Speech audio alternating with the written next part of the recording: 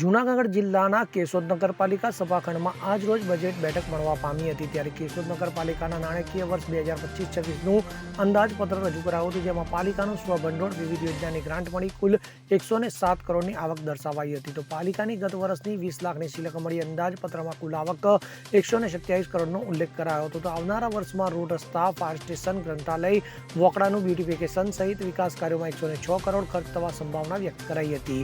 તો વર્ષના અંતે 21 કરોડ જેવી સિલક વધે તેવો અંદાજો પણ લગાવાયો હતો। મુકેશ એમ વાઘેલા, કેશોદ નગરપાલિકા ચીફ ઓફિસર।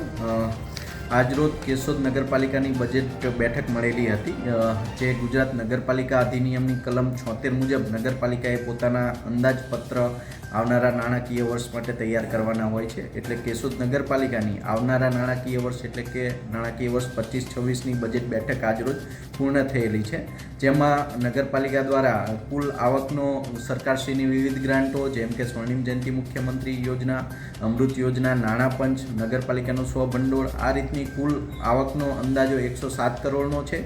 અને આ સાથે નગરપાલિકાની કુલ 20 કરોડની સિલક જોતા નગરપાલિકાની કુલ આવક 127 કરોડ છે, જેની સામે વિકાસના વિવિધ કામો જેમ કે રોડ, રસ્તા, ફાયર સ્ટેશનનું નવીનીકરણ, ગ્રંથાલયનું બાંધકામ, વોકડા બ્યુટિફિકેશન જેવી બાબતોમાં વિકાસના કામોમાં નગરપાલિકા દ્વારા કુલ 106 કરોડનો ખર્ચો થવાની સંભાવના છે અને નગરપાલિકાની કુલ બંધ સિલક 21 કરોડ જેટલી રહેશે।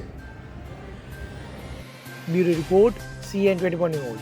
હવે જુઓ દેશ દુનિયાની તમામ ખબરો તમારી આંગળીના ટેરવે। ઉઠાવો મોબાઈલ અને ગૂગલ પ્લે સ્ટોર પરથી ડાઉનલોડ કરો અમારી CN24 ન્યૂઝ મોબાઈલ એપ।